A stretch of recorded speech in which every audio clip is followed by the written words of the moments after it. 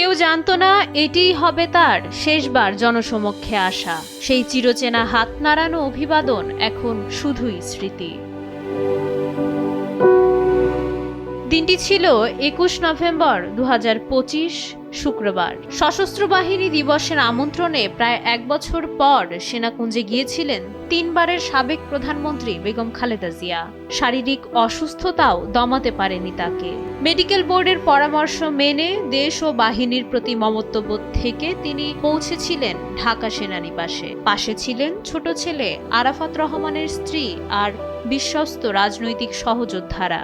সেনাকুঞ্জের সেই বিকেলে প্রধান উপদেষ্টা ডক্টর মোহাম্মদ ইউনূসের পাশে বসেছিলেন তিনি। বিটিভির পর্দায় পুরো দেশ দেখেছিল প্রিয় নেত্রীকে। মঙ্গলবার তার মহাপ্রয়াণে স্তব্ধ হয়ে গেছে দেশ। সেই শিফনের শাড়ি আর ম্লান হাসিমাখা মুখটি হয়ে রইল তার শেষ স্মৃতি। বেগম খালেদা জিয়া চলে গেলেন, কিন্তু তার সেই শেষ স্মৃতি রয়ে যাবে কোটি মানুষের হৃদয়ে।